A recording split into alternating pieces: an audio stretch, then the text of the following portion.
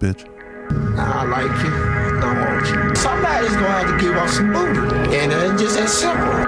Put some Zoloft in your ass. I just want everybody to know I just peed in a bottle. If you took Fabuloso and injected it with acid. She is the porn star of the night. Welcome to Thickness Do you wipe sitting or standing up? and the Show. Digging ain't for sale. You want $20 a pop, baby. $20 a pop. I guarantee you gonna be all right. You hear me? You know, if I had to boil that intro down to a thesis, it would be that somebody's gonna have to give up some booty, and it is just that fucking simple. Boom. Yep. Yep, I like that.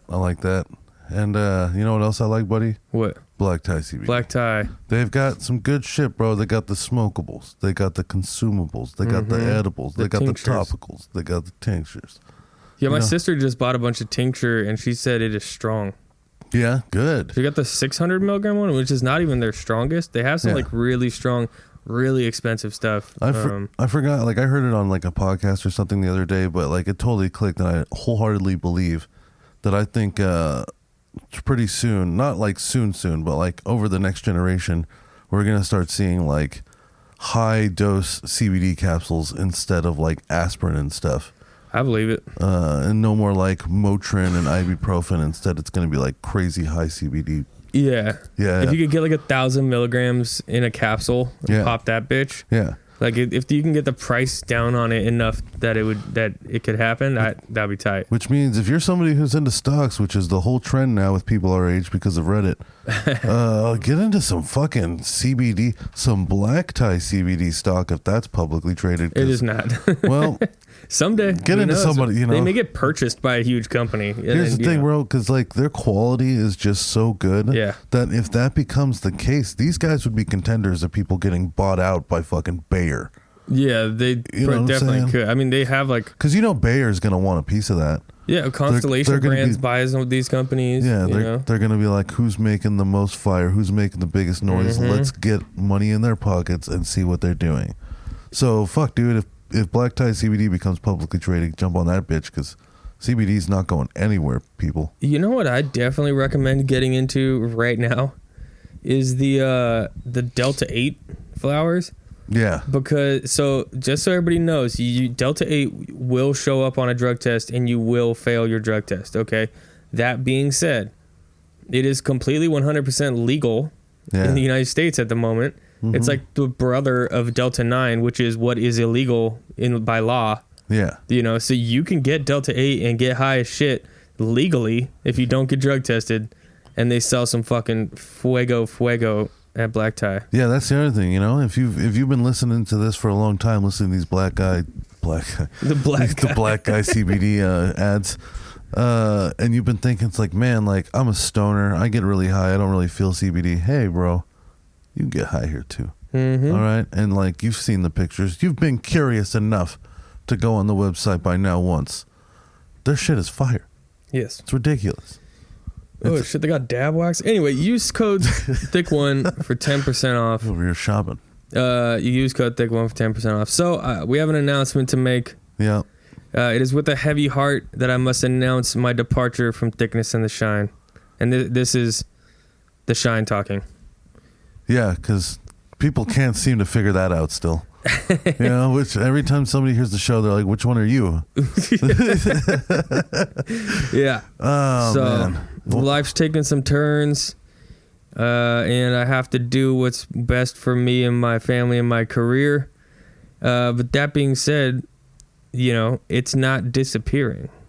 Yes. The show will continue. This is Thickness, because, you know, 200 episodes. You figured it out by now, I guess. But I will continue the show. Thickness and the Shine is not going to be ending. We're going to put these shows in a vault. And, you know, maybe somebody's going to hold on to a key. Maybe the key disappears. All right? But it's been a really fun ride. Yeah. You know, this was damn, dude, like 300 hours of content together. More than that. Yeah. I believe. Because if you're going to do 185 times 1.5... Well, yeah, plus you have the Hangover crew. And then the Hangover crew. So let's just say 205 times an hour and a half. So that would be like, what, 312? I don't know. I'm just throwing numbers out my asshole. If you were to do two, I'm bad at math, man, but yeah, it's like 300 hours. Yeah, it's like 300. Crazy. and if you take into account how many times we recorded an hour, but it didn't get recorded. Oh yeah, at yeah. the beginning. Yeah. First 20 episodes were all redos. Then yeah, it's been a lot. So Yeah, man. It's been a wild ride. And there's been eras of Thickness and the Shine. There has been. There was the Hangover crew, the original era, the prehistoric. This is like pre-Christianity era. Yeah, You know what where I'm if saying? you weren't there to witness it while it was happening, Yeah. there was no record of it ever happening. Yeah, it was that- like written language. Yeah, it's like hieroglyphics or something like that on Yeah. a wall somewhere. And then there's the Drocknock era Yes. when we had with Giroux, which was great. Shout out to Giroux. Yep. He was the one that helped convince us to move from going a live radio show to actually just a podcast, which is what we wanted to do in the beginning. Yep. And then he took the reins on that and helped that get going. Yeah, and then we did about 40 or 50 in my room. Mm-hmm. And that was fun, man. We had Roland did the TATS shotgun challenge that Yep. nobody ever beat. We had that was back when we were trying to figure out who's okay to have as a guest. Yeah. So we would always have friends because it would be on like a Saturday night and everybody's at the house drinking, and then we would disappear in the bedroom to go record. Yeah. And then people would always want to come listen, Yeah. but they couldn't shut the fuck up and just listen. And they were too close. Yeah, Yeah, because the room was so small. it's tiny. Yeah, so they'd be trying to interject. They'd be drunk, so it's like they wouldn't even understand. It's like getting heckled at a comedy club. Yeah, on your own podcast. Yeah, so. And then we had the sweat casts in there because all summer, there's no air conditioning in there, and it was just 115 degrees. We were trying to figure out how to make the fucking mic work. It was so hot. Yeah, it was like the equipment was going to break. Man, Oh, the sweatcast. I think we had the 3 or 4 of those. the worst. And then we finally made it to here. We made it to the dojo. Where the quality stepped up Quite a bit. 1,000 times. Quite a bit. Yeah. Quality, production quality, and the quality of the show. I think. Yeah. I think once we had other people sitting in the room to laugh at our bullshit that weren't trying to take over the show, it made it a lot funner Yeah, to have like a little audience. And just so many great guests. true. And and some shitty ones too. And some really bad ones. Can we rank? All right, so top 3 favorite guests. I would say Sexy Jesus for me. Yeah. Dude, and he posted some crazy shit on Instagram today. Yeah. I'll have to show you. It was like a dungeon room where he was like fucking. Oh, gosh. And more power to you, bud, but it was kind of crazy. Yeah, that's, hey, that's his thing. There was, I think, the Laud Alrighty. Oh, yeah. When he It was read- always very fun. He led us through meditation and had us try nicotine gum. Oh, yeah. That was pretty cool. And then we licked his salt lamp, and Yeah. that music video still has not been released. Yeah, and then I guess for the fans, we'd have to throw in Mark.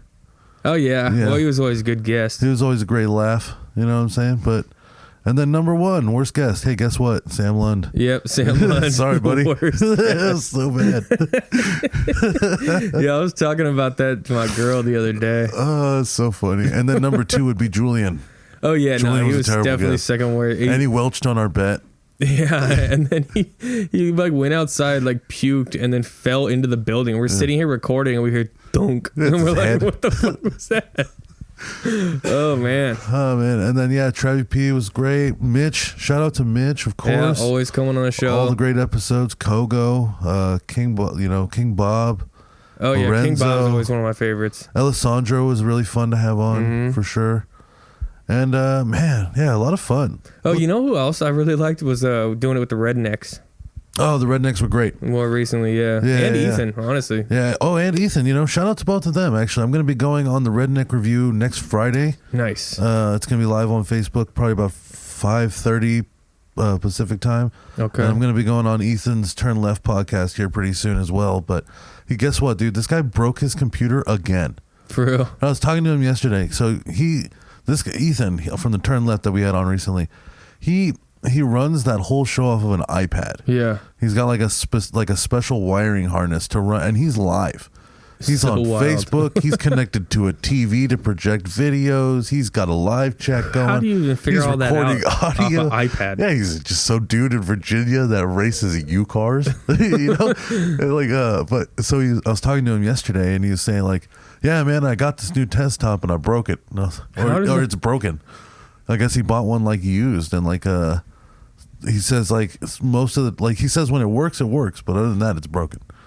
So it's, Well, bud, I hope you figure it out over there. yeah. So shout out to them guys, Turn Left Podcast and the Redneck Review. Those guys were all really fun to talk to. True.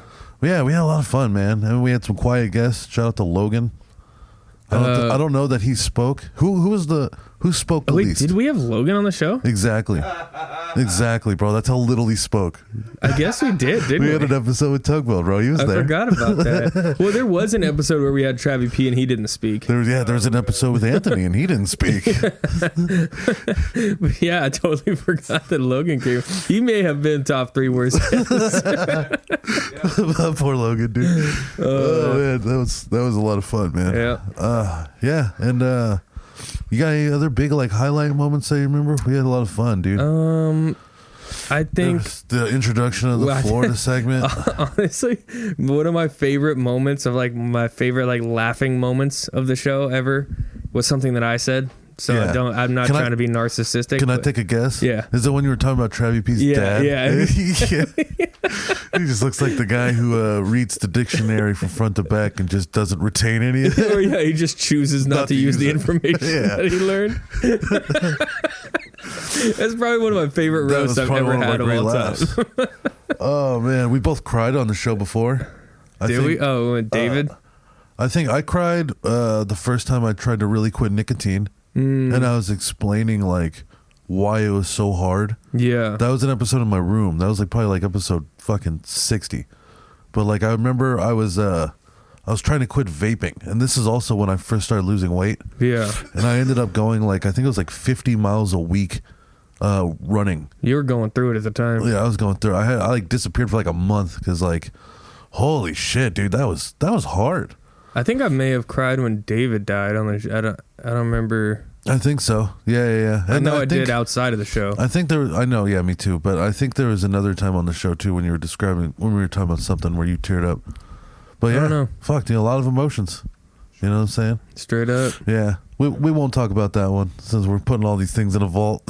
There was the alleged episode. There was the 100th episode. Oh yeah. That was really good. If you got that one downloaded, good for you. Yeah. Yeah. Oh, man. Good shit. Good shit, man. Zima cast. Remember when we tried Zimas? Or when I tried yeah. Zimas? Oh yeah. What was it? We tried some nasty shit that you brought from Thailand. It was Remember when like fart chips or and something then we like tried that.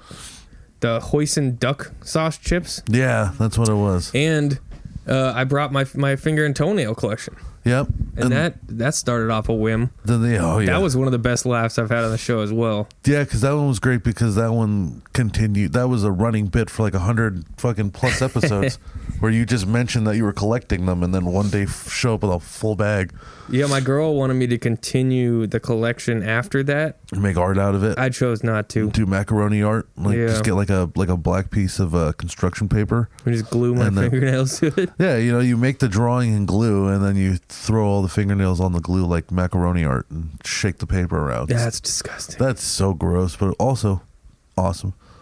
I guess it depends on how you look at it. You're already keeping them. What's the difference between playing with them? Well, while we're being sentimental, I say we jump into some RIPs. Oh yeah, dude. There's been some good. You know what? It's messed up, but these were some good deaths for the last episode. Yeah, 'Cause, yeah, so first of all, R.I.P. to fucking DMX. man. I am not a fan. Yeah. I did not really care. I saw you went on Instagram and you Ari Shafired it. Yeah, well, he literally pled guilty to animal abuse.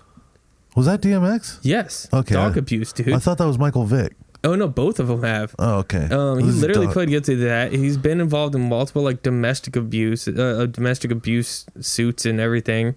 And then on top of it, like obviously he's a famous artist, so he's abusing drugs. Yeah. And I just feel like, he had so many children. He had like 17 children Whoa. from like 10 different women. Like Chief Keef. You know, I just feel like he wasn't that good of a dude. And I was never even that big of a fan of his music. And even if I was a fan of his music, I can separate the art from the person. Yeah. And I feel like he was not that great of a person. Yeah, you know what? I didn't really know any of that about him. And now I don't really feel as bad. But I mean, you know, sometimes you learn that, like Michael Jackson. XXXTentacion. Like, I didn't really know anything about that guy, and then he died, and everybody was sad, and then everybody started talking. They're like, "Yeah, no, he beat his pregnant girlfriend." You're like, Yeah. "Oh, am I supposed to still feel bad? I don't understand. Like, I didn't know this guy." Like, Yeah. I mean, well, everybody wants to be like, oh, I loved this guy because you loved his music, and maybe it helped you through a tough time, or you loved it when you're having a good time. But that doesn't mean that you have to love the guy. Like, he was a terrible guy. Yeah. I think maybe I guess it would have meant more or different if I was into his music. Like, like for me when Juice WRLD died. Like, if I would have found out that after that Juice WRLD was actually like absolutely terrible, I don't know that I would have felt any different. I think I would have felt really bad still, because like, God damn, his music got me through some shit. He's still into it. Yeah, still does today. He was just a great artist, you know, from head to toe. But he's like, better than DMX, in my opinion. Yeah, no way. Yeah, no way, DMX. Sorry, bro. But all right, let's do a little moment of silence for him. And we we'll cut it right there, and we brought it down short. Yeah, that was quite a bit. I don't think he even deserved that long of a moment of silence, but I had to blow my nose. So, and then the other one. Do you know about the other one? It was another big name, Prince Philip. What's gonna happen to that island? I don't know. Remember we discovered there was that island off of Africa that think he's God because he used to show up on a boat every now and then. That's true. Yeah, Thomas, can you pull this up real quick? There was put in like island, Prince Philip, and God, and I'm pretty sure it's off of Africa, not Madagascar, but near Madagascar, where he was the god. Let's see. Tana. Yeah. Yeah, they worshipped him. But for there we go. Part of Vanuatu. Okay. So a group believed him to be a god. Now they will greet his death with a ritual wailing and ceremonial dance. Oh, okay. Man, imagine that. So their god just died. So sucks. That's crazy. Rough for the Vanuatuans. Look at this guy. Wow. Good for him, dude. He's got, look at this. Wow. He was their god. I wonder why. I think he brought supplies once or twice. That's enough to do it, huh? You know, if you're, I guess if you're detached enough to where you've never even seen the boat that they fucking drove up on, yeah. I was, when I was talking to my girl about this, she made a good point. So he's married to the queen, right? Whoa, what? That doesn't make any sense. Shouldn't he be King Philip? That's what she said. Yeah. And I was like, but I started thinking about it. And I think it's the fact that he married into the royal family. So like, and plus that it's like it's a monarchy, not like a biarchy, even though it's technically not a monarchy because they don't actually play a role in politics. Yeah. But like the queen is the figurehead. And then there's not a queen and a king at the same time. Right? When has there ever been a queen and a king of England at the same time? They've all been married. I always thought, I guess I never knew that. I always just thought like, to become a king, you had to marry a princess and then you guys became king and queen. I think in fairy tales, yes. But like that's what it all fucking is, dude. Because they're not part of the. I mean, it is all a fairy tale to them, right? They're not part of anything. They don't do shit like exactly. But Queen Elizabeth has sons, right? Yeah. And one of them will be the king someday. But his wife isn't going to be the queen. She's going to be princess. Yes. For some reason. That doesn't. Yeah, but that just seems so. And they don't want to give her too much power. She's not one of the. I mean, she just married in. She's not blood. Yeah, that makes sense. That's what I would say. Well, at the same but I don't give. Yeah. I mean, like you said, this is all made up bullshit because they're not even. Damn. So that means in our lifetime, because Queen of England's fucking probably getting up there. Oh yeah. That means in our lifetime, we're gonna switch to a King of England again. I believe so. So there's no daughter to the Queen of England, like direct daughter? I don't know. I don't think so. I think it's just the two sons. Okay. But I also no, there was Princess Diana, but she died. Oh. Right? She died in like the 90s. So she was the heir. And since Diana died, now Henry or whatever is the heir. or whatever his name is, Brandon. But Which one? Is it the one with that hung out with Epstein, or the one that joined the military? it's the one with the terrible hair. Is it the one that joined the military? Yeah.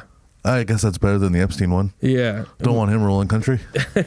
Well, I guess they don't have any power, though. Yeah, they don't do anything They're anyway. like, they're they're just like the rich people. furries of England. They're Didn't like we- rich furries. Didn't we find out why they're so rich? Is just from The title alone, yeah. No, I thought it was because they own a bunch of real estate from back in the day when they actually they're did like, play a role. They're like McDonald's. Yeah. They just got a lot of real estate all over the place, like Ted Turner. Pretty sure. Yeah. Can we look up what percentage of the UK does the royal family actually own? Because I bet you they own like something stupid, like 8% of the UK's land is owned by them. What percentage of the UK is owned by the by royal, the family. 1.4%. Okay. That's impressive, man. That is a lot. Yeah. I feel like Imagine owning 1.4% of the United States. that's a lot more land than England. Yeah, but I mean, it's still like, as far as ratios goes, it would be That the is same. pretty fucking crazy. Even 1.4%. of California, or 1.4% of, I mean, any state. Yeah. Can you look up like England next to America size wise, just so we can get an idea? It's pretty small. I'm pretty sure it's pretty small, right? But that's still America. I think it's like a couple hours across from the top to the bottom. Oh, they don't have any fucking. There it is. Oh, okay. Well, you know, I mean, how much of that? Okay. See, I feel so ignorant for this because we have some listeners to this that were not in America. Still don't really understand the difference between UK, England, Britain, United Kingdom. So England is a fucking country. fairyland. Yeah. Ireland is a country. Scotland is a country. Wales is a country. Yeah. But they're all collectively part of the United Kingdom. Okay, and then what's Great Britain? I don't think Great Britain's even a thing anymore. Oh, I think okay. Great Britain would have just been like minus Ireland, if I had to guess. Like Wales, England, and Ireland. What is Great Britain? Can we look up? We got a lot of Googling today. Look, we're learning, folks. The learning never ends. Yeah, you know. Okay, look, that first picture was kind of With good, the actually. circles. Yeah. So I think I was right. It doesn't include. Okay, so it just doesn't have the Republic of Ireland or Scotland. Yeah, the United Kingdom of Great Britain. And so it's without Ireland. But it includes Northern Ireland. I forgot so that. fucking look at all this confusing Northern. bullshit. Well, I knew that Northern Ireland Yeah. is part of the UK, but Ireland is not. See, this is why one of the sound bites I need from you for continue on the show is you saying "figure it out." Because look at all these goddamn lines. Figure it out. I'm gonna be I'm gonna be smashing the board when I see shit like this. Okay, damn, dude. But yeah, so I guess rest in peace to Prince Philip. Yeah, And we cut that one down a little longer than DMX, though. I mean, I never heard anything bad about Prince Philip. He's probably an all right. I don't know. yeah. So does that mean he was just a regular that was able to convince the Queen to throw down? I suppose so. I did see pictures of him. I posted this on my Instagram story as well. He looked dead already. Yeah, dude. He was not doing well. He was like 114 years old. Wow. Images. Yeah. Look at the. Oh. Okay, scroll down. Yeah, he Looks didn't like look that good kind of there. looks like. Look at that. Oh, He was not geez. doing well, man. Looks like Clint Eastwood in Gran Torino. Anybody who didn't see this coming, shame on you. know what? If you scroll up a little bit, Thomas, real quick, on the right side there. Whoa, yeah. I like that middle one right there. It's Freddy Krueger meets Sherlock Holmes with the trench coat and the top hat. Yeah. Oh, he looks so nasty. Looks like a burn victim. Wow. Damn, God. dude. Yeah, he was old, man. Good for him. Is that his wife? So he was married to the Queen of England, right? Yeah. And was that just like he was like Oprah's Stedford or whatever? Yeah, I guess. Like, How she's- old is she? Damn, that picture's terrifying. Every picture of him is still. Oh no! How like- old is the Queen of England? Oh, that one looks like Uncle Fester. I like that one. Oh, he's just lost. How old is the Queen of England? Yeah, Queen Elizabeth. Queen Elizabeth is probably like, I don't know. Let's see, 86. And what's the over/under on years until she dies? Oh, well, I feel like no, she's killing it though. I She's feel like 94. Oh, well, I don't know. She's like Betty White. I feel like she's half immortal. So she'll maybe make it to like 115. It's up to Britain. We'll know how far Britain is with their medicine by how far she makes it. Oh, so they were married. What does this mean? Despite loss of husband, she will abdicate? What does that mean? Abdicate. I've never fucking seen that word before. With your hoity-toity and your fucking tea and crumpets and fish and sticks and stuff. Advocate. I thought Abdicate? What is this? Abdicate. Edward the Eighth was. Abdicate, renounce one's throne. Oh. Whoa, dude. Dude, she's like, I'm not even doing this anymore. My man's dead. Fuck y'all. Oh, shit. Man, the Queen of England might be calling it quits because old boy's gone. Yeah, also respect to Thomas for searching through these pictures as we've been talking. Because every time I look up at the screen, it's another just a different one. Kind of looks like my grandpa, honestly. Oh, man. That one's a good one. I like that one. It looks like he's about to wink at you, but he doesn't have the energy. Yeah, he has a great sense of style, though. In every one of these pictures, he is dapper as shit. Oh, he's killing it, dude. Look at that, man. Yeah, look at the one where she was wearing the yellow and he had the top hat. Yeah, bro. Look at that. Monopoly. Yeah, he looks like the planter's peanut, dude. Skin wise and everything. Anyway, yeah, I don't really care about those people either. Yeah, I don't understand any of it, but at the same time, like, good for him, though. That's got to be, like, as far as rolling the dice on which life you get in this world.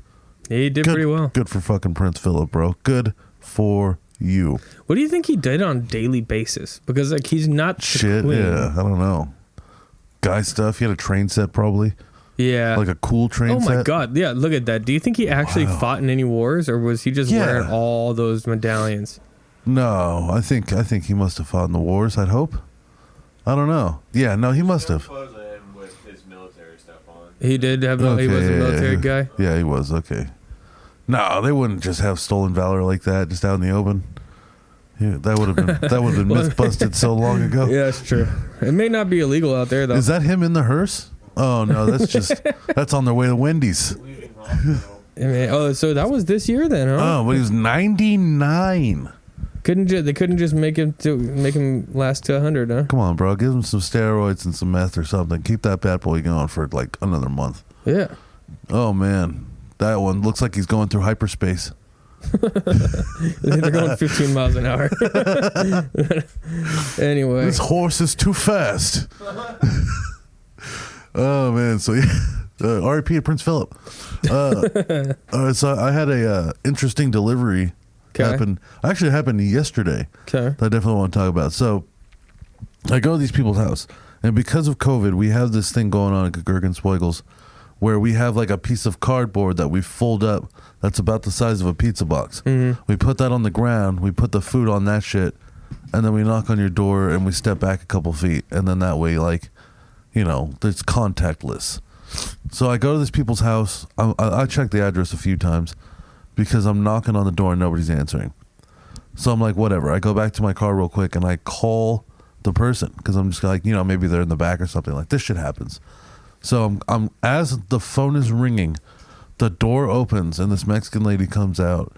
She raises her hand up and she says, "Thank you," and she gets the food and then she goes inside with it. Okay. So I'm like, cool, we're done. And then I get in my car, I start it, and my phone starts ringing. It's the person I just delivered to. So I'm like, all right, there's no way you're going to complain this fast. You're just going to call me and not the store? Like, this is wild. So it's a dude this time, and he's not Mexican for sure. And he goes, "Hey man, where's my food?" I'll let you guess. And I was like, I was like, "I'm sorry, dude. Like, I just delivered your food. What are you talking about?" And he's like, "What are you talking about?" I was like, "I just put the food on the door." And he's like, "Well, I'm looking at the door. I don't see it." And I was like, "Well, 12:24." And he's like, "No, dude, it's 12:20." He starts going off on me, bro. Apparently it's 12:28, right? So I'm like, "Oh no. Shit, I got the wrong address." I look down at my leg, and that's where I have the information for the delivery because we get these little stickers, and it says 12:24. Not your fault. It also says that this guy ordered online. Okay. So he put in, he fat fingered. He put in his own address wrong. And that's what I came back with. I was like, "Hey man, did you order online?" And he's like, "Yeah." I was like, "I'm really sorry, but the address is wrong here. I delivered it to the address that was on the slip." And then as like we're talking, he comes out and I'm like, "I'm right here in my car." I would take off. I know, right? So I get out of my car. I'm not going to like fight the guy. I'm just, because we're talking on the phone looking at each other. Yeah, might as well get out. Yeah, so I get out of my car. I show him the tag. And he's still mad at me, even though this is still clearly his fault. And you called him. Yeah, and I was like, look, man, like I can, and the fact that the lady opens the door while the phone's ringing, come on. Yeah. That's a fucking miracle. But, so I was like, hey, man, I'll go get you another one for free. Like, I'm going to be totally cool about this one and not even try to say this is your problem. And he goes, nah, man, just go over there and get my food. That's not how this works. And I was like, you want me to go over there, knock on the door and get your food? He's like, yeah. I was like, all right. So he follows me to the neighbor's house. He stands at the end of the driveway like a dad.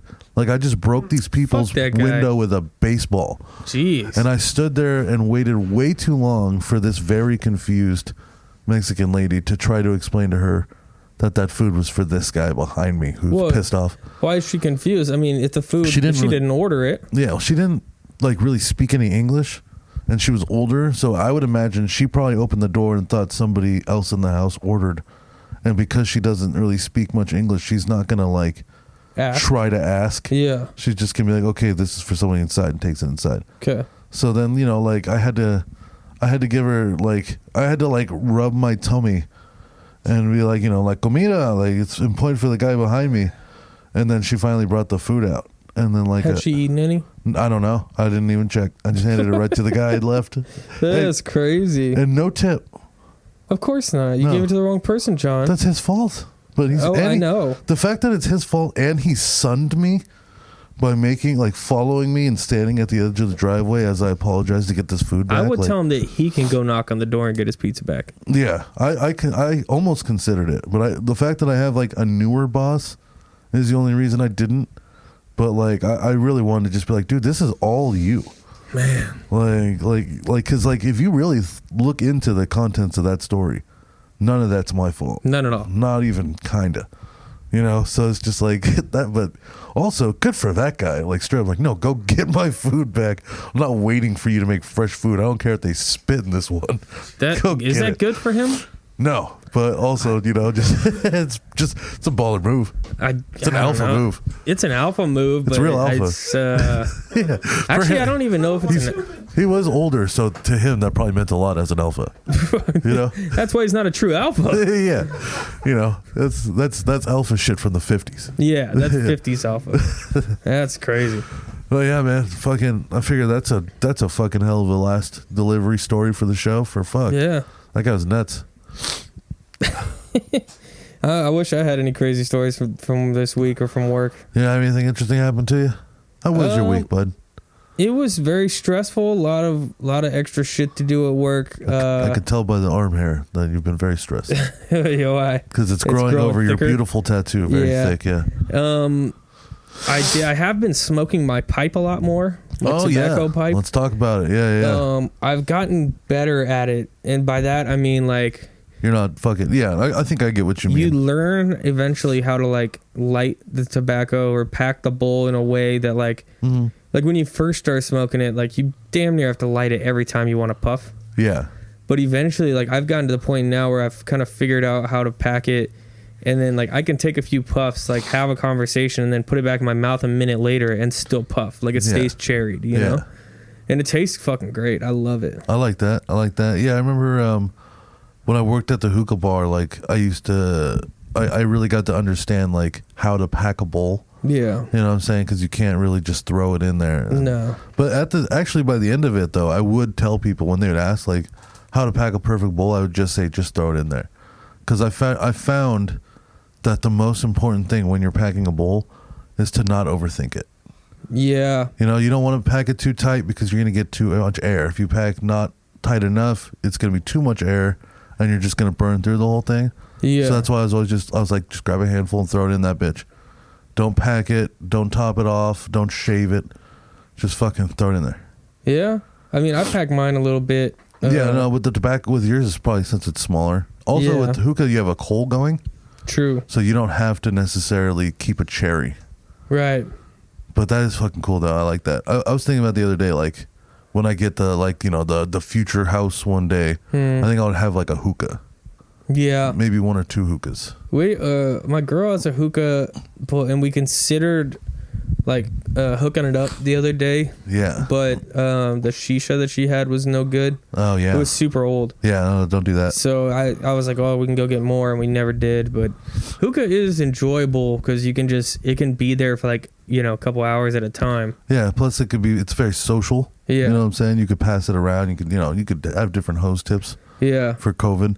True. Well, even in general, people do that anyway. Yeah. Yeah. Kind of. At the hookah bar, at least. New people would.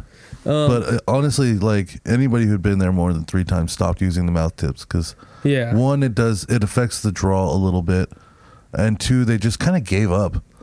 I think they're just like, you know what, whatever everybody here's got's what I got. Let's go. You know what's weird too? Like how you said, the hookah is social. It's very social. Now this is a one-man show. Yeah. But that being said, I have already had people ask me to hit it. Yeah. Which is gross. Yeah, I'm like, dude, I put this thing all the way in my mouth. Like it rests under, like I bite it to keep it in my mouth, and my tongue touches it. Like, no, you're not gonna take a puff off this pipe. Yeah, yours is social in a different way. Like yours is social, like if you were at like a cigar bar. Yeah. You know what I'm saying, or like, or like one-on-one, and like they've got their own kind of thing. But yeah. Where hookah's more like, let's sit around this. Because we're inhaling so much crazy amounts of smoke, one person shouldn't be on this by themselves. Yeah.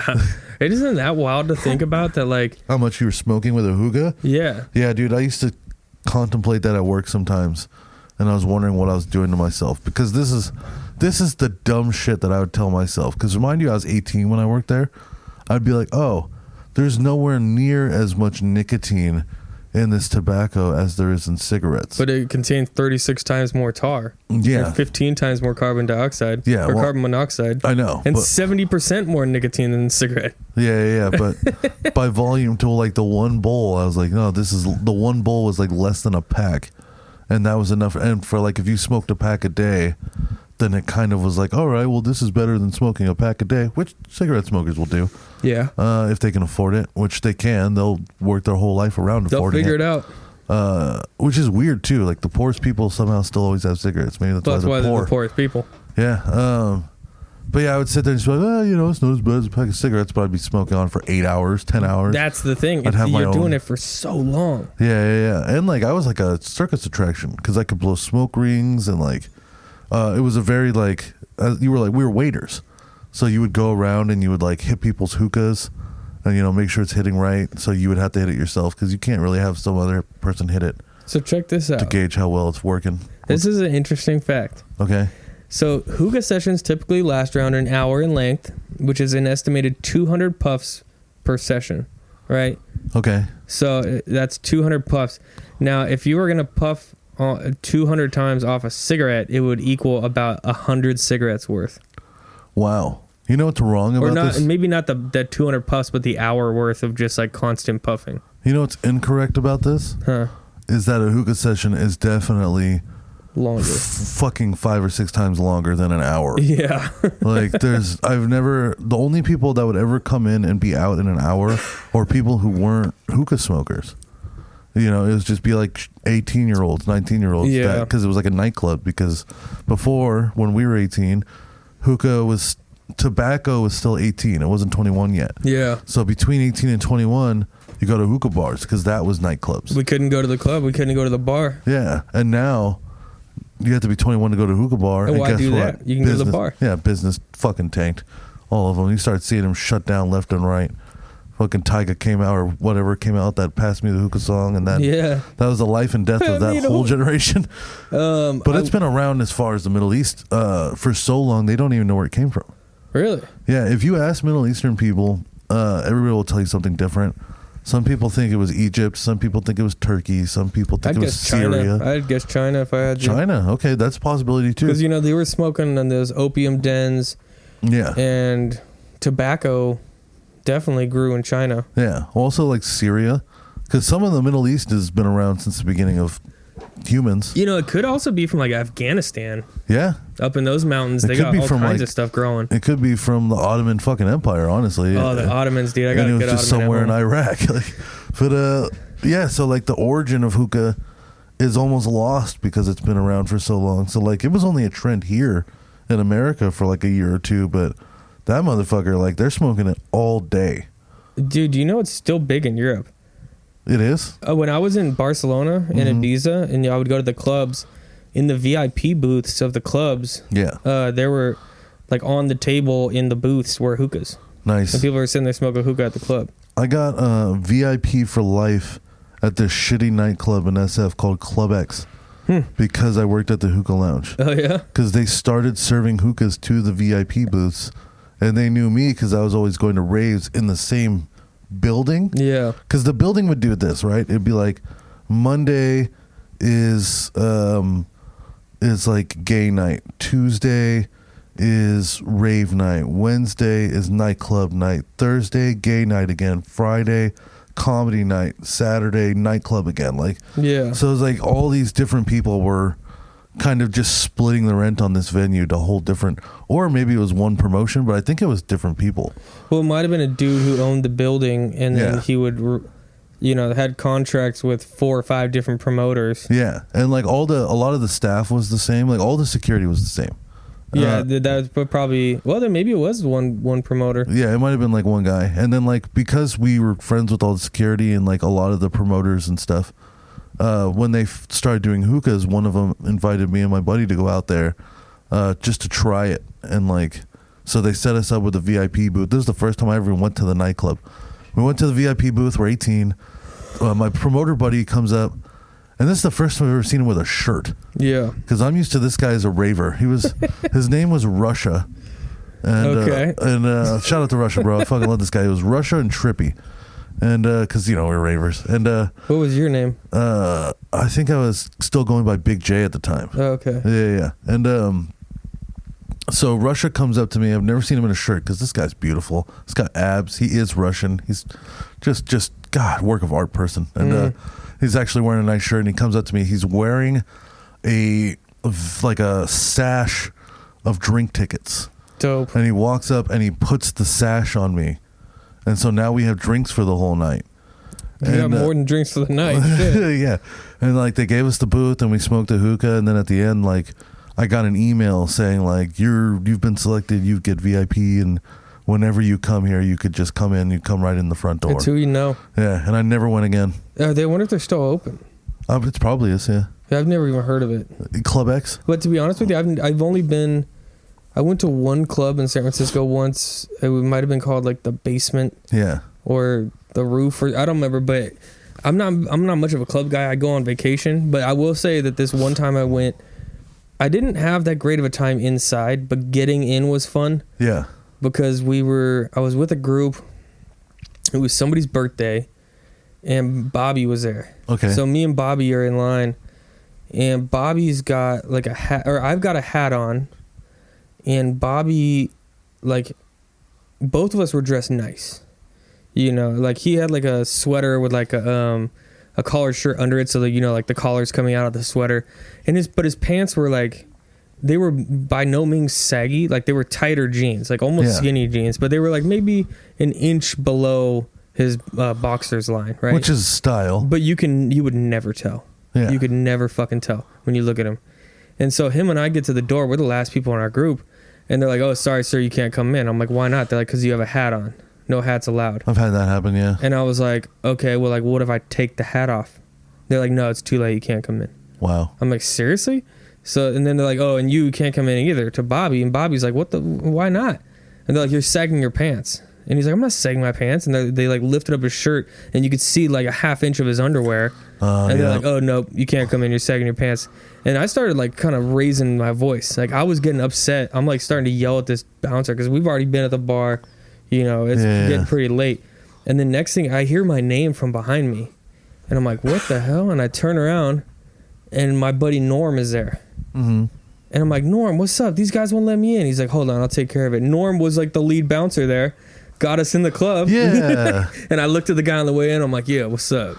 Oh man, was that in, where was that? Walnut Creek? No, it was in San Francisco. Oh, okay. It may have been called the Playground, or I don't know what it was called. Okay. I've been lucky enough to like run into somebody I've known before as like the bouncer at the nightclub, and that's always the best. But especially I will say, when they're not going to let you in, and then your boy gets you in. You know? I will say though, the most baller thing I've ever seen at a nightclub, and like I have to preference this with another story. There was this dude named Sarge, and I didn't know his real name. He was just this big Muslim fella, and he would come into the hookah bar all the time. And I know he's Muslim because we did Ramadan together, like 1 year. Okay. And he would come in all the time in a brand new car, and it'd be like, whatever that year, and then add cars. So he's leasing. Yeah, so it's like 2012. Today he's in a 2012 Camaro. Okay. The next day he's going to show up in a 2012 fucking Hellcat. And the next day he's going to be in something else. Like by different days he's doing that. Yes, and so he's rich. covered in money. Yeah, just head to toe. And one day I'm at the same nightclub that I was just talking about, but it's a rave. Okay. And I'm out in the I'm in the cigarette line because I'm talking to my buddy who's a nightclub promoter because he was out there. Yeah. And this guy pulls up. I'll never forget this. He pulls up in the middle of the fucking street, San Francisco. Yeah. Right in front of the door. Brand new fucking Aston Martin. Gets out, walks up to me, and he says, "Watch my car." Walks up to my buddy David, who's about 10 feet behind me, and he goes, "Watch him." And then he walked in the front door of the nightclub, dude. That was the coolest thing I've ever seen. I don't like that, though. Dude, he parked in the middle of the street, walked right into the nightclub. I think it's kind of cool that have the ability. It's a double-edged sword, I think, from your situation. For me, it was kind of terrifying. Because it's like, it's cool that, like, I know Sarge. Sarge trusts me to watch his car. Yeah. But then it's also like, I'm kind of Sarge's bitch now. Yeah. And I also, left. I left, dude. I went back inside. And then also, now he's got to tell somebody else to watch me. Yeah, which so is funny also. So does he really trust me? No. Exactly. Yeah, dude. That bothers me. I wouldn't do that. I didn't, dude. I literally went back inside. You handed to your boy and said, "Watch this car." He didn't give me the key. Oh, he didn't? No, he just walked I think it was like almost like a fucking movie moment for him. Yeah. Like he's like, "Oh, I know these two young men right here from the hookah lounge. I'm about to do the coolest shit they've ever seen." Yeah. Nobody stopped him on the way in. They knew him. It's Sarge. God damn, dude. Sarge must have been doing some real shit too, because he's like, we're talking about the streets blocked off. Like you can't park there. Like, and he just parked right in front of the fucking door. I think at a certain point, if your car's nice enough, nobody's gonna say or do shit about it. Yeah. And also, once you get over like $100,000 on a vehicle, you're allowed to just take the street. So yeah, you can do certain things. You can park wherever you want now. Do you think his name was Sarge because he had like a Middle Eastern name like Sargerian? It could have been. Or is it Sarge because everybody like he's like in charge? It could have been Sarge in charge, baby.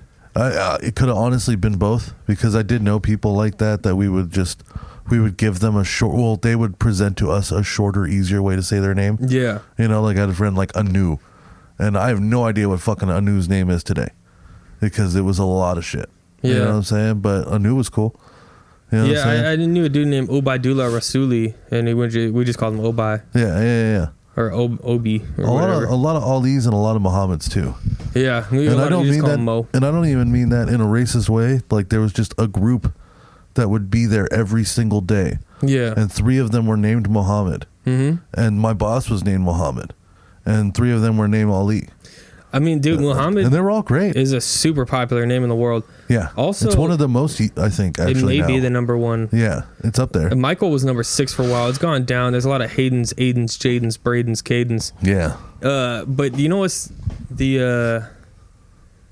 Oh, yeah. So in high school, and this is not racist either. This is just the truth. In my graduating class, there were 6 people named Hardeep Singh. None of them were related to each other. I've seen that. Yeah. I worked with these 2 guys, Gurdeep and Devinder Singh. Yeah. And they weren't related. They were actually even from different parts of India. Yeah. Singh is just super popular. Just like in Vietnam, you got a bunch of Nguyen's. Yeah. And then in America, it's like Johnson, Smith. Yeah. Smith, you know, everybody's. How many Johnsons, you know? Dude, there's so many Dave Smiths. And, yeah. Yeah, and a lot of those are Mormon. Yeah, that's for sure. The Smiths. Or just Daves. Yeah. If it's not David, but Dave. It's weird, too. Dave's a good Mormon name. It's weird for all 3 of us, I think. Because we got a Michael, a John, and a Thomas. Yeah. Which are, you know, I guess our names match the era. Yeah. But how many other Michaels, Toms, and Johns, you know, like there's a million of them. Yeah. It's the least. dude. Okay, when you name your child, like obviously there's the whole thing about you kind of want to name them after yourself or your parents or Somebody that meant something to you. Right. But then at the same time, like, if their name isn't unique at all, what is the point? Yeah. But then if it's too unique, everybody shits on you. That's true. That's true. Or if it rhymes with something poor. I mean, look at what Elon Musk named his kid. Ash 12 Weezer. Avenger X9 or something like that. You know? Yeah, it's something fucking. It's like an algorithm. I don't remember.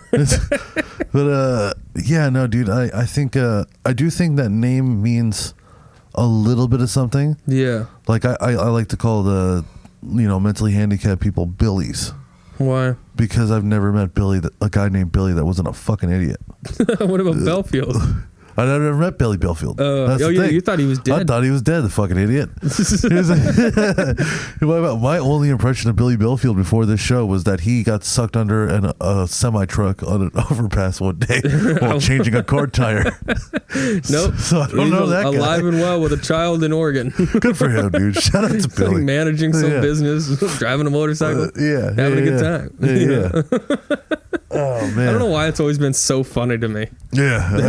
Me too. The fact that I wholeheartedly believed it because I never met the guy. He's like weirdly a legend, you know? Yeah. To anybody who's talked to Mel, he's a legend. Hey, don't worry, you'll meet him at my wedding, I'm sure. Hell yeah, dude. I'm going to tell him the story. Yeah. I'm going to tell him, like, hey, man, you're alive. He's like, who the fuck are you? It doesn't matter. You're alive. You're alive. Oh, my I God. can't believe you're alive. Oh, that's going to be fun, dude. I like Yes, that. sir. I like that. All right, so I guess we should get into a Florida. Let's get into a Florida, man.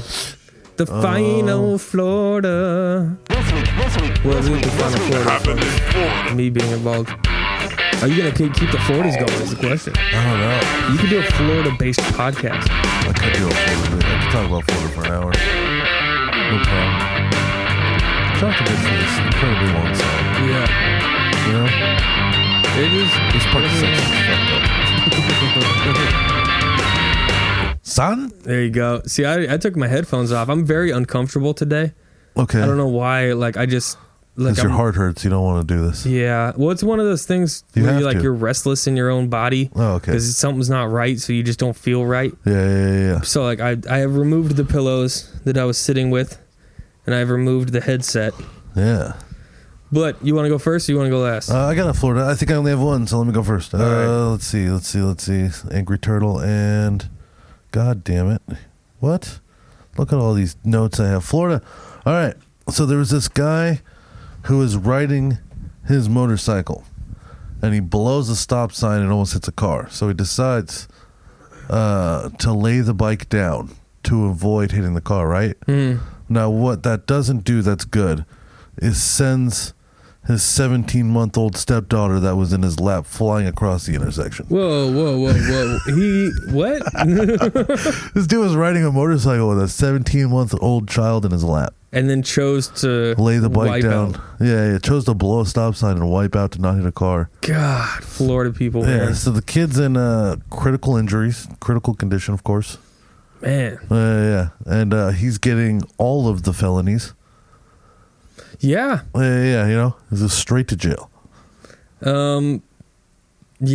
I mean, that's the most Florida shit. To have it, to ride a motorcycle with a child in your lap. Yeah. Like in 17 months, how old? Like for a kid, that's a year, just under a year and a half. That's not a very big child. No. So like that's like hurling a football across the street, maybe a little bigger. I know what kind of motorcycle, I wonder. Oh, I know that'd be Like how what if fast it was he going? like what if he was on like a Ninja or something, like one of like a Ducati or like one of those bikes where you like have to lean forward on it. Yeah. And then he's just squishing the baby between the gas tank and his chest, Oh man, and that's a stepdaughter too. So Ooh, it's not even his. that relationship's over. Oh, that's over, dude. Yeah, did the baby live? Yeah, the baby's in critical condition Oh, as my of right God. now. I think this was very recent. The boy who lived. Yeah. Yeah, that's this child is basically the motorcycle Harry Potter. It really is the motorcycle of Harry Potter's. But you know who didn't make it was that judge who got hit with a hit and run in Florida like a day or two ago also. Oh, he didn't live? No, he didn't make it. That was a bummer. I saw that on the news. I didn't write it down, but I remember being like, that sucks. Yeah. Whew. Well, mine's a lot less dark. Cool. Good. This Let's is bring it back up. some guy named David Oren Humflett. Another Dave. And apparently he's like this evangelical Christian guy, and he's in Florida, and he's really into snakes, and he's really into venomous snakes, and he has become famous on TikTok for posting videos of him getting bit by venomous snakes. Okay. Wait, is this that? This isn't the Australian guy that does that, right? No, this is a guy in Florida. This is another guy. Yeah. Okay. Florida man. I hope he dies. Well, see, here's the thing. Like, Not the Australian guy. This guy. This guy. Yeah. I've seen these type of people before, and the weird thing is that people that work with snakes for a living, the venomous snakes, like they'll do things where they slowly over time develop like they allow themselves to be bitten, or they inject themselves with venom from certain snakes in like different amounts, like almost like when you're trying to like cure an allergy, how there's like, you know, a year worth of shots that you have to take to like build up the antibodies. Yeah. They do that with the snake venom. Yes. And I would guess that he's probably done that. he's probably been doing that for a long time, so that's why he could survive the bites. Which is insane. Yeah. But also, I hope he dies. Yeah. I mean, dude, first of all, if I worked with snakes, you would never be able to convince me to, let's just inject you with a little bit of this venom. Yeah. Over and over and over. I'll tell you what's going to make a huge defining difference in how I feel about this guy is whether or not he's a scientist or just an asshole that likes snakes. Well, he's a herpetologist is what they call him. So I think he may Isn't that what actually be a Crystalia got in scientist. trouble for? I think that was pedophilia. Oh, hepaphilia. That means you only like teenagers. That's ephebophilia. Oh, there's too many philias. Yeah, it is. So I think Also, I think he's actually Get a different name for something that talks about children. Philia? Oh, look, there's no way this kid is a scientist. Oh no, he's a psycho. He's just a kid. It's he's fucking. He's bleeding from his lip because he got bit on the lip by this. Fucking stupid. Oh, he hangs out with iguanas. No, okay, so this is what it is, right? The difference. All right, so remember how I read that death book, and like I started to get really bummed out, so I had to put away the death book. Yeah. I finished the death book. Okay. I went back and I finished it, and it was really important that I finished it because there was a lot of good information at the end there that was important to have. Okay. You know, because it does kind of give you like the whole like, hey, look, bro, like we get it, and now you get the gift of understanding that neurosis is normal, but you also have to understand that like there's no going back on this information, and that if you weren't the kind of person that can handle it, then that's not good. Yeah. And I also decided I am the person that can handle it. Okay, so you went back to the book. Yeah, because like it's just like I've never been like a man of God. I've always been in question, so I am the kind of person that can read it. I think the person that can't read it is the person who is a man of God, a knight of God, as described in the book. Somebody who's, because I don't think you need to get put in your place in reality like that. I think you should be allowed to live in that reality that you've created for yourself. Well, does it in the book? It doesn't talk about necessarily the afterlife, right? Because nobody actually knows what's in the afterlife. Exactly. No. So then I think it's important to get put in your place in life. No. And then it'll honestly, if you're a man of God, it will probably it will make you question your beliefs, and you either double down or you realize that maybe your beliefs are not right, and you always need to question yourself. But here's the problem: when you start questioning things on that level, you can drive yourself fucking crazy.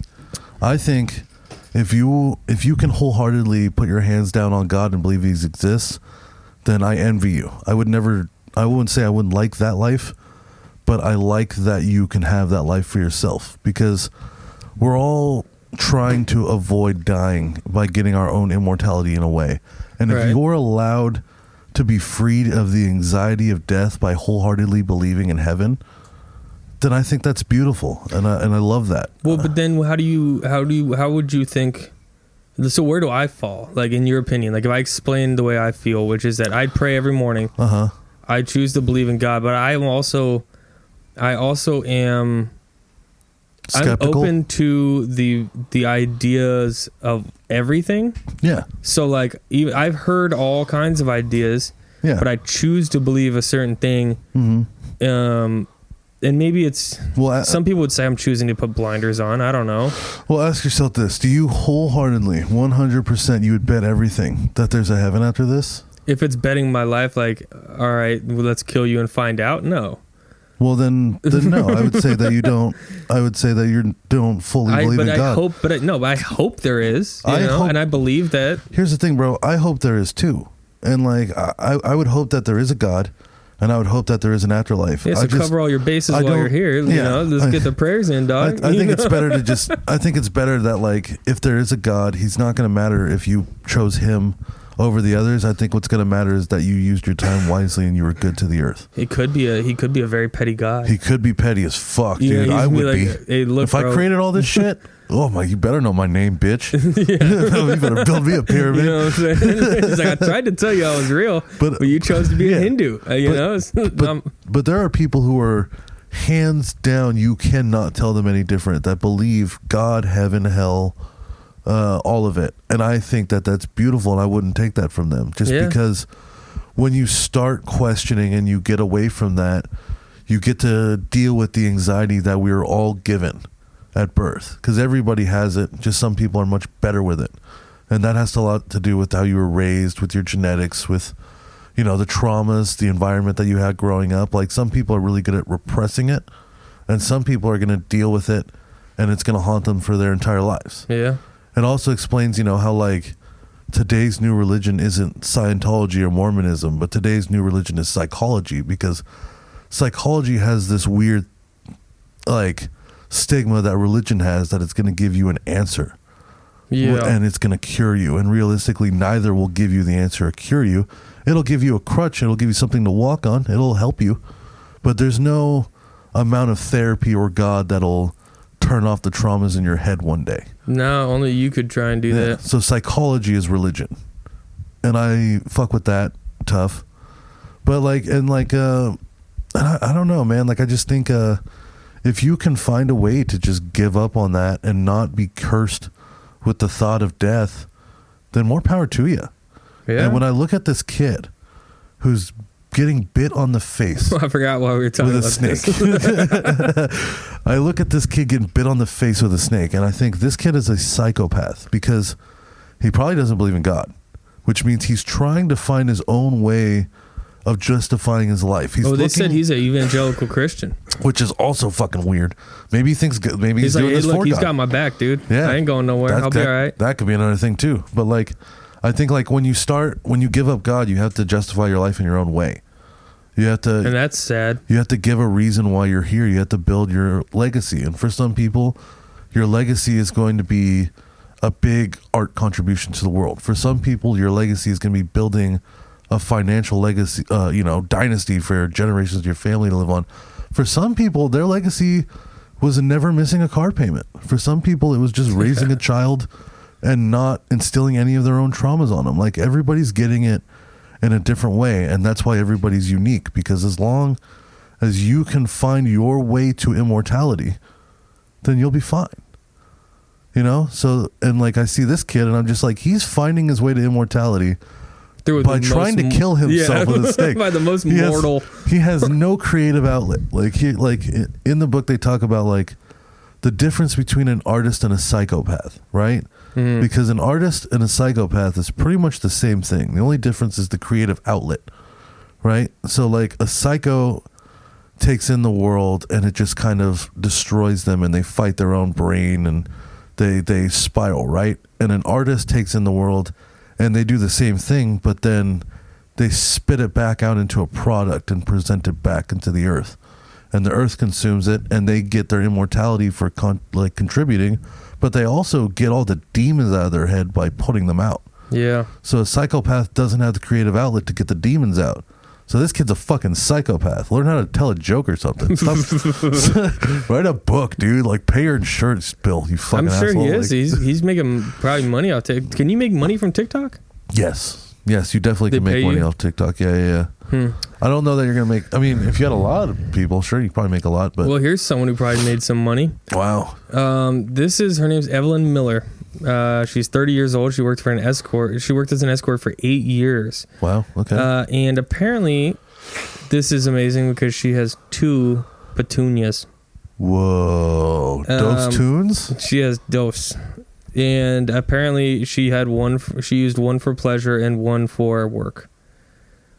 Well, you she know. often has to use 2 tampons. She has simultaneous periods, 2 pap smears. It's real deal. And She's fucking hot. yeah. Yeah, covered in tattoos. Yeah. I mean, she's bad, bro. In that picture, it almost looks like she has 4 breastises as well. She, and she went the logical step by being an escort too, not a prostitute, but like you pay high money for a commodity like that. When you look like that, yeah, you're not walking the street. Yeah, porn can't even pay you enough. Like honestly, you have to start charging people like 20 grand for a night, which there are escorts that do that. Are there really? Yeah, did you ever listen to that old Theo Vaughn podcast where he had an escort on? It was like years ago. I remember her. Yeah. Yeah, and I think she was saying she was going out for like 20 grand a night, and not even always fucking on 20 grand a night because they're an escort. How do you get to that point? I think because you can't just come right off the bat start charging that kind of money unless you know your goods are good. Yeah, well, I mean, you get a lot of gifts and you get a lot of faults in this life, and if think about like a video game, you have your stat meter. And you can have things like charisma and strength and athleticism and intelligence. And some people have no points on charisma. You know what I'm saying? But all the points went on intelligence. So like they invent something and they end up being millionaires or something. And then they still don't know how to talk to women or anything like that. So, all right. That's an interesting concept because you're right. Like Bill Gates is An very awkward, weird, yeah. but brilliant, right? Bro, Mark Zuckerberg. Yeah. Thomas, oh my God, Thomas, can you please look up a picture for us? Just type in Mark Zuckerberg and sunscreen. Tell me that this guy's getting ass on his own leg, without the money. Yeah, sunscreen. Boom. Oh, look no, at this Mark. guy, bro. First of all, What a weirdo. That's he's got zinc oxide. That's not sunscreen, bro. He covered his face with zinc oxide. Bro, first of all, Down syndrome ass. He's got a fat dumper on him. He's got a dump truck. Look at that rump, dude. But look how shit he's got on his face. Looks like the dude from Star Trek. See, this is the kind of guy that's going to spend 20 grand a night just to go have dinner with a really pretty escort. Yeah, he has a wife and kids, man. I know, but like, if he didn't, that kind of money, he's got the kind of money. Yeah, that's the point. So he landed with all of his points on the smarts, the intelligence, right? This guy for sure. So I feel like I'm one of the people, like when I create a video game character, like when you start a new campaign and you're like, all right, you need to assign some points to your character and it's going to help you through, and like the way you assign your points now could drastically change the route of that you have to take through this story of this video game because like you said, like if you put all your points into like your gift of gab and your intelligence, like you may be able to get through certain things by talking through it and choosing the right path instead of having to fight. Yeah. Or some players are going to be like, well, fuck that. I want my character to be big and strong, and and so I feel like usually when I play those kind of games, I like evenly distribute across all of them. Nice. And it kind of bites me in the ass because you never are able to really, like, unless you're focusing on one aspect of your character in the game, you're never able to beat the baddest boss. You're going to have to go back to him 8 times. Yeah. Or you're never, like, you can't get through by lying to certain people, And I feel like in life, I am that. I have just evenly distributed points where I'm not great at anything, but I'm not terrible at anything. Yeah. And I'll never be that rich. I don't think I'll ever be that rich either. I always feel like in video games, I always just put my points on like damage. Strength. You're a bruiser. I'm such a shitty, like I just run in and die. I just I am the modern day version of that dude. Any game we play, like I have to either be with a reviver or something because I'm going to die a lot. Yeah. I'm going to do as much damage as possible. I'm going to run in there like I have a grenade strapped to my chest and I'm going to die. But somebody else is going to die with me, but I'm going to die. Well, I feel like in video games, that's a fun way to live. Yeah. But in life, I feel like I got a lot more points on charisma. Yeah. Yeah. So I'm playing it opposite. I kind of sometimes wish that it all went to intelligence. Yeah. Like I could deal with being completely socially awkward. Yeah. And not having a lot of friends and just, finding a passion and just being the best at it. Yeah, as long as you got like a close group at least. Because I don't even know, what am I passionate about, dude? I don't think I'm even passionate about passion. Like You're I'm not passionate about it. business. I'm passionate about money, yeah, I guess, Yeah. but like I need to dive in. See, look how uncomfortable I am. I took my fucking slippers off. Yeah, you still got nice feet. Thanks, dude. Yeah, man. I mean, there was another thing in the book that I really loved, and probably this will be the last like little lesson I pulled from it. The best way to accept your death is to take your life how it is and accept no regrets. Which means just play the cards, dude. Live your life, and if you didn't do what you wanted, if you didn't achieve your dream, don't hold on to that. Well, it's your own fault, though. It is and it isn't. I mean, I think when you're going for something like 1%, like if I don't become the next George Carlin, it's not my fault. You know, that's like a crazy Mount Rushmore thing to become. Like, True. or if you like if you don't become an anomaly, then you shouldn't, or an outlier, then you shouldn't live life with regret over that. But what would you? I think you should live life with regret if you didn't try. What would you settle for? Like if you for the comedy thing, like if you're not George Carlin, you're gonna be like, yeah, that's fine because like there's only one, and it's becoming a George Carlin is Crazy. is less than 1%. Yeah, I mean, we're talking about like if that level, we're talking about over time. There's been Lenny Bruce, George Carlin, Andrew Dice Clay, Kevin Hart, and then I mean, I guess you could call Bill Burr and Rogan because they do stadiums. Yeah, and Gabriel Iglesias. That's not a lot of fucking people. So what would you? There was like Eddie Murphy would do stadiums. What would you settle with? Like I think I would be, even if there's not a name to compare it to. I think a career that I would be way more like I would be totally cool. Like I did it would be like Burt Kreischer's. He has enough to have a house. He has a family that he raised. He does theaters. He makes enough money. Like he does great. But would you be satisfied doing clubs and never moving to theaters? But maybe not headlining a theater, but being like an opener at a theater, but you make your entire living doing stand-up. You don't have to worry about money, but you're not living in Beverly Hills. I think so. Know? Yeah. Because I think ever since we were little, like we were on the playground, I used to say like, this is stupid, right? Like we're going to go to school until we're like 22. Then we're going to work until we're like 50 or 60. And then by the time we finally get to do what we want, we're going to sit there so old that we don't want to do anything anymore. Because in my head, I was thinking about like, I'm not going to want to play kickball when I'm 70. Yeah. You know what I'm saying? It's a child's thought. But I still hold on to that today. You know, like I just think it's all so silly and such a waste. And the more I learn and like the deeper I get into like psychology and hallucinogenics and like the things that my eyes have been open to over this last 4 years, like I just think it would be better to try your best and fail than it would be to not try at all, right? Yeah. I just I feel like there was another point I was getting there, but I'm so stoned I lost it halfway through the sentence. I don't know what my dream is, but I do know that I want to travel and see the world, and I want to be able to eat all the best food, see all the things I want to see. And I just remembered. The point was that I would rather be just enough to scrape by, but got to do that doing exactly what I want as a comedian than I would like rich, but I fucking hate everything. Yeah. You know what I'm saying? Because that's what bothers me. It was like the thought like life is such a weird, unexplainable gift. When you look at it in the big picture, where the earth is and like where we are in the universe and the timeline of the universe. And when you look at it at the microscopic level that we were that one egg and we were that one sperm, well, that's fucking crazy.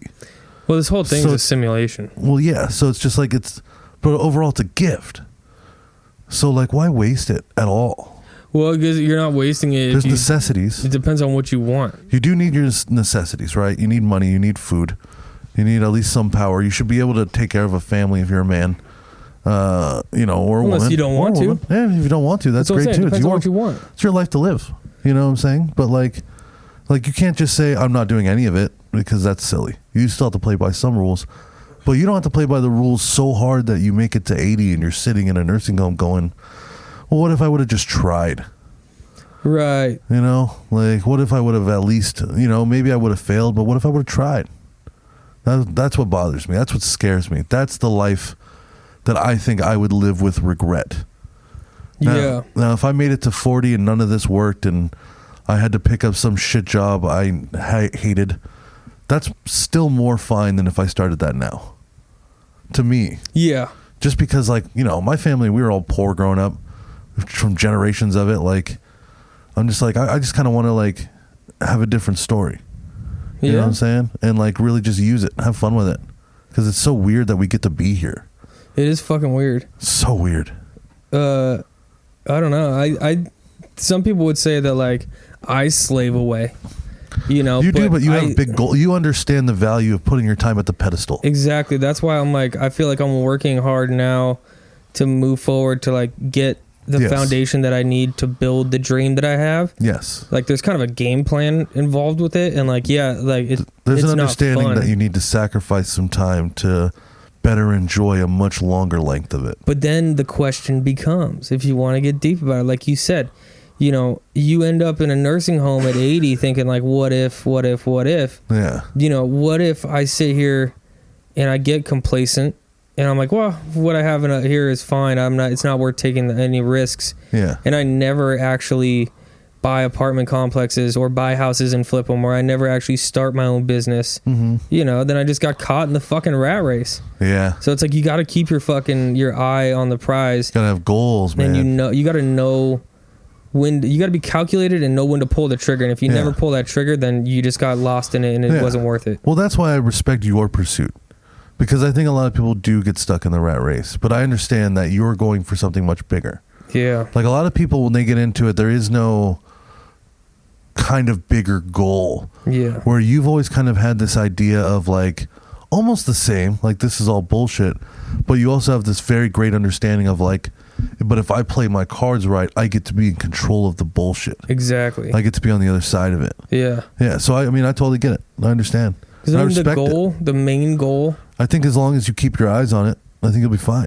Oh, my eyes are not going to leave it. Like, I recognized something when I was in Thailand, and, like, I already had plans and goals, but, like, it became more real once I met people who were living abroad.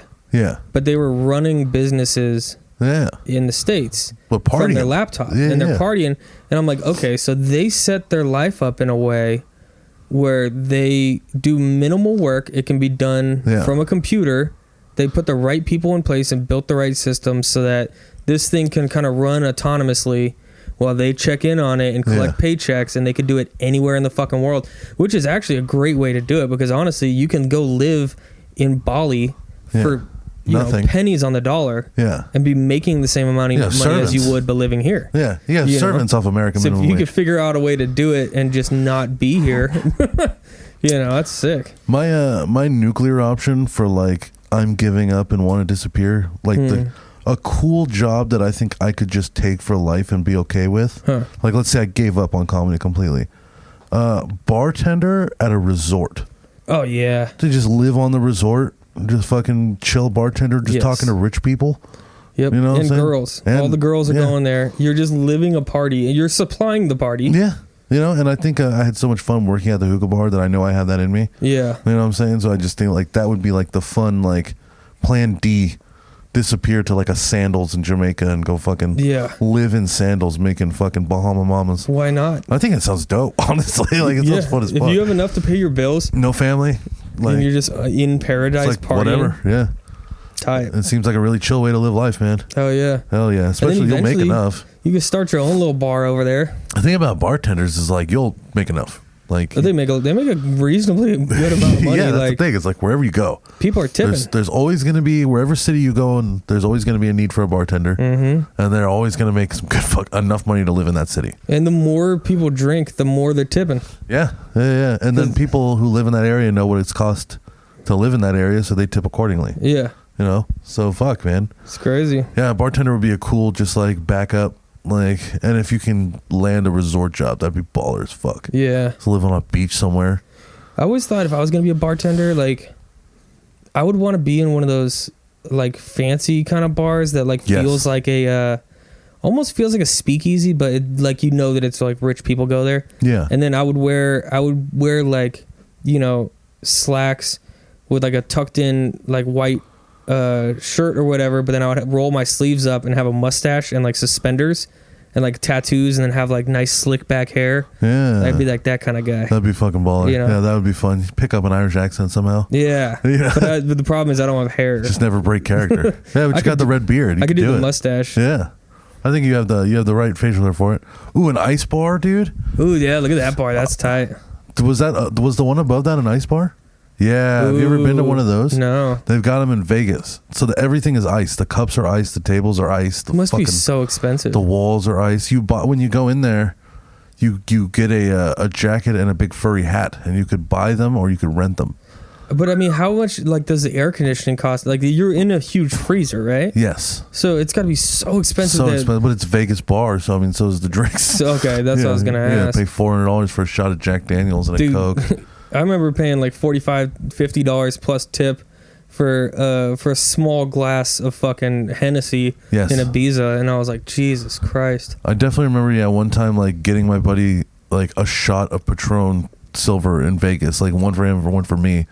And then signing a check for like $50, like on the tab. Like, Jeez. What the fuck, dude? I've seen that one before, the Peak Bar in Tokyo. That looks dope. Dude, I remember my first strip club experience.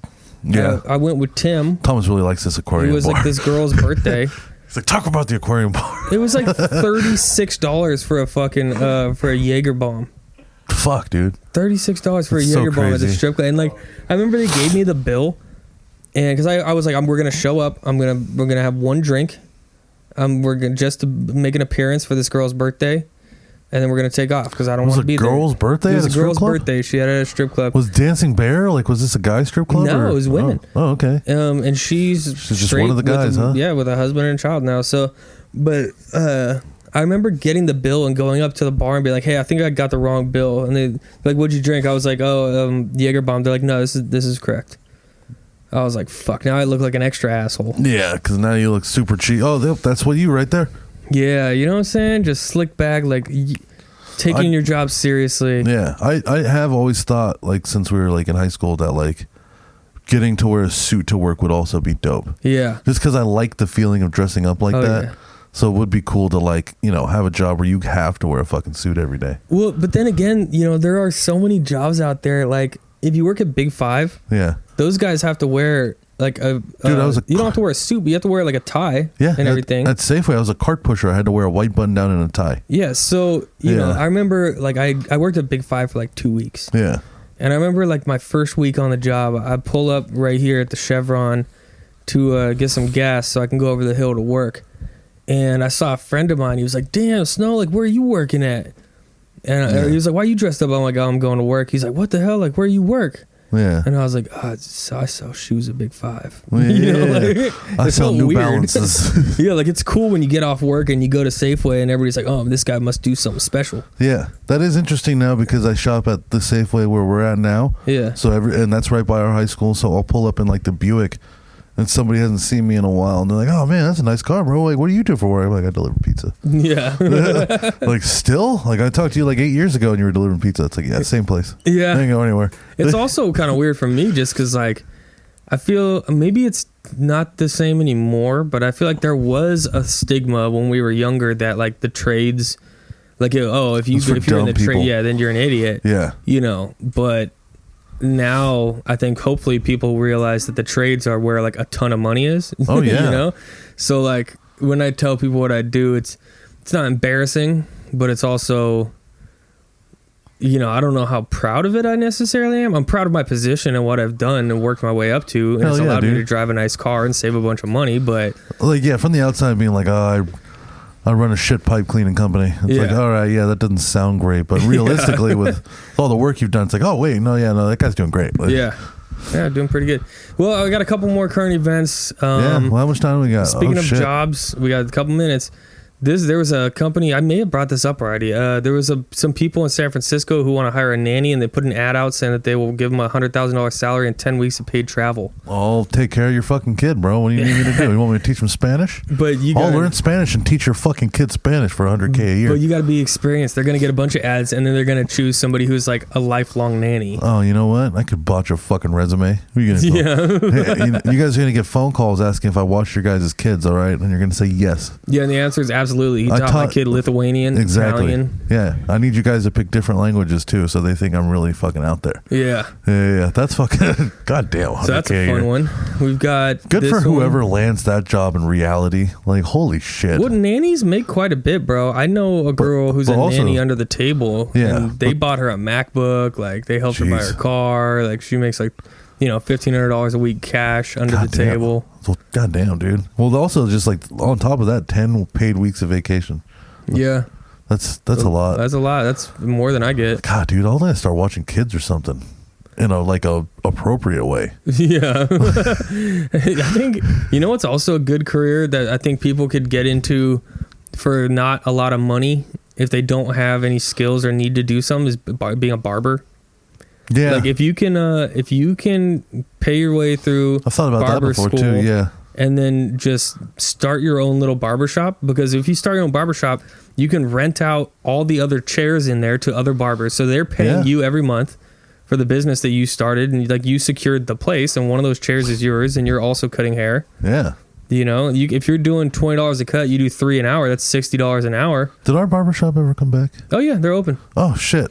Check Fuck out, yeah, dude. check out the chop shop on Pacheco I'm Boulevard. about Go to get a check cut. that shit out, dude. I miss Michael, man. Shout out to Michael. Yeah, he's a And good shout out to barber. Zach. And Zach and Cole. Yeah, the whole fucking crew over there at the chop shop, man. I gotta go. I need to go get a fucking. I think schedule. Michael just got married. That's tremendous. Anyway, so 2 more current events from me. All right, we got 4 lizard, minutes. Giant lizard goes on supermarket sweep. Wild video goes viral. Did you see this 6-foot long lizard going in the bar in a supermarket in Thailand? No. Oh yes, Yeah. yes. I did see this. Yeah, He went straight for. insanity. He went straight for like the milk. Oops. I don't know why this video is not that, but He went like right for like the front, like the dairy section. pretty wild. Yeah, I thought it was like a what is it, Komodo dragon? Yeah, it was like, one of those type of things. Yeah, fucking minotaur, the fucking Yeah. goddamn huge thing running around in the supermarket. I think it was terrifying, dude. Yeah, it was pretty wild. Yeah. Do you have current events? No, but we've only got 4 minutes anyway. All right, then we'll touch on this one. So, Nike released the USPS Air Force One, Ooh, which no. is like, Are these real? Because 21 Savages or whatever were fake, and everybody got butthurt. Not 21 Savage. well, Who's the new 21 Savage? The guy who made the country song that went big, Lil Nas X. Lil Nas X. Do you see his Nike shoes that have human blood in them? Right. Those were not Nike, and Nike sued them. Oh, really? Yes. I did not know that. Oh, so are these official Nikes? I think these were official, I'd rock. Those are kind of some ugly ass shoes, though. but USPS is threatening to sue Nike. Fuck USPS. You're lucky you guys are even open. Yeah, so what does this say? The sneaker to short apparel giant created a colorway inspired by the USPS shipping brand, and the mail service isn't too happy about it. So they're claiming legal action. So That's silly, bro. but it doesn't. Does it say postal service on it? Let's see this picture. Air Force One. No, Oh, it it's just got has like the a priority likeness label. of yeah. I mean, nowhere on it does it use their brand, and Yeah. unless they have a trademark or a patent or something on their Would you write on that label? No, I Yes. wouldn't wear the shoes. I Yeah, I think wouldn't they're either. ugly. They are pretty actually ugly. That's a bummer. Fuck the USPS still, though. What are you guys suing people Dude, for? USPS is I terrible. don't even know how Like, you guys are open. I use FedEx. I use UPS. Like, I just feel DHL, like anything else. USPS is so slow I'd rather with mail everything. something to China and back. I mean, they lose money every year. Yeah, dude. One time they broke a bong. Like I shipped myself a bong, and then like it came just in pieces, fragile stickers all over the fucking box. Yeah. And I go down there to claim it, and they pretty much just told me to go fuck myself. Yeah.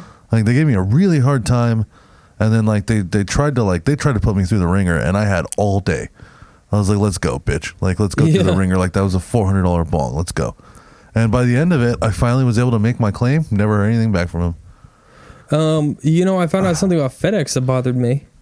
So when you ship something, they'll ask you like, oh, like what are you shipping or whatever, because they're allowed to. It's a private company, and then you tell them, and then they'll say like, do you want to declare the value? Yeah. Now, when you declare the value, anything over X amount of dollars, they charge you per $100 over that. Yeah. Right. Because of taxes or. I don't know what the thing is, and so the other day I was shipping something, and I asked, it's not insurance. No. They're just charging you more because they're shipping an important item.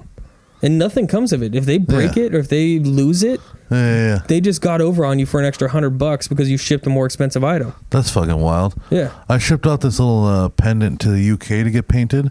And like, I remember when I was doing it, the guy was like, make sure you write the worth was like $5. So we both don't get like taxed heavy for shipping this. It's like, why? Like I did it. I was like, I told it was costume jewelry. Yeah. And it was $5. Dude, there's so many stupid rules in the world. So, thank you, everybody. I love you all. Fuck off one last time, I guess. Wrap your car around a tree. Yeah. I hope you guys really just crash horribly. And don't unsubscribe. The show will go on. It's just going to be a little different now. And the code THICK1 will continue until Black Tie maybe figures out we're saying it. Yeah. All right, well, fuck. Maybe we'll see. There might be a short intermission. We might miss a week or two, but I will be back. Thickness and the Shine will go on, and I fucking love you, man. This was great. Love you, dog. This was a lot of fun. Go ahead and hit the button, Thomas. Peace.